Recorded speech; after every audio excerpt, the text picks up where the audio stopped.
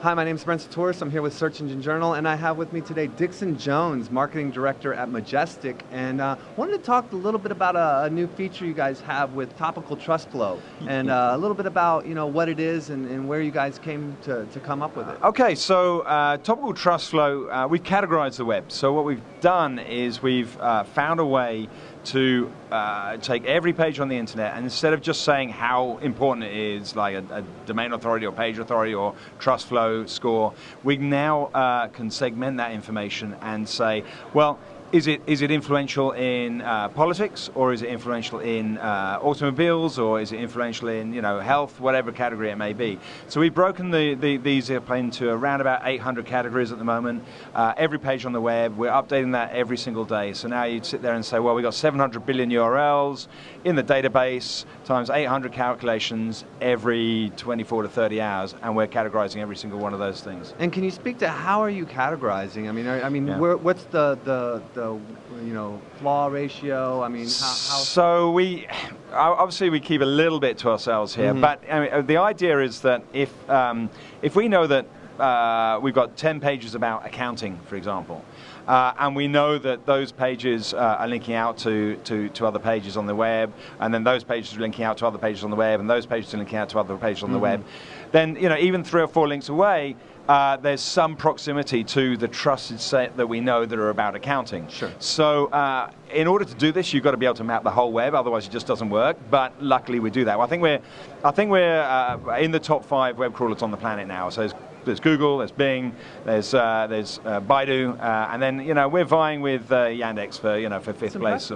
So we've got a lot of data, but being able to segment that, it took quite a few years of working at it, and then these things come all at once, and then in about 2 months we suddenly figured out we were doing it wrong and did it the right way. So for Majestic users, do you have an example, or you have any kind of advice on how they can utilize this new data? Yeah, I think one way that you can use it is really interesting, is on social profiles. Twitter profiles it works really, really well on. So for example, if you, the one I use in presentations is Lady Gaga versus Barack Obama. So if you sit there and have a look at the Twitter profiles of those two people, they're both really, they've got a high trust flow. They're quite authoritative on Twitter, but when you overlay their topical information, one's all about politics and one's all about music, and it's clear as day. So if you're going out and trying to find influencers on the web, whether you're using Twitter profiles or Google Plus profiles, LinkedIn, it kind of works not quite so well.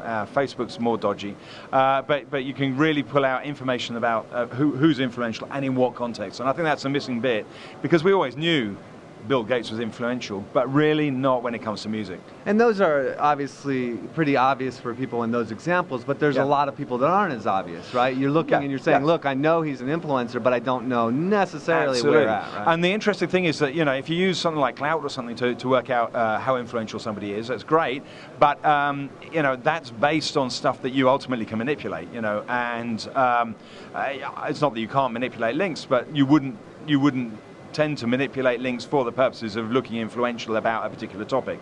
So, that's the way that it works. It sounds very exciting, very interesting. I can't wait to take a little bit more look at that, actually, and I know I'll nudge you and get an opportunity to look more at it. Free trial for Brent, then.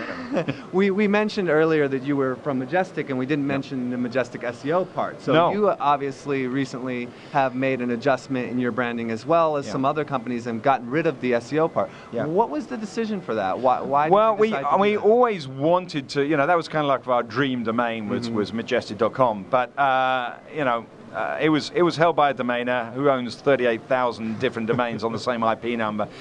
So it took us about 3 years to negotiate a deal for that. So it's quite a long story behind it. But the logic really is that we don't want to walk away from our SEO roots. I think it'd be crazy to. But the point is that our data is now so omnipresent, it's so big that to compartmentalize it just into SEO is a big mistake. It's a real lost opportunity, because the data could be used for credit checking, it could be used for buying and selling of shares, decision making in algorithms there, it can be used in influence of finding and that sort of thing. So there's so many different ways that you can use the data, and we want to be able to broaden our markets and broaden the use of the data, and we want our data to get into different products in different areas as well.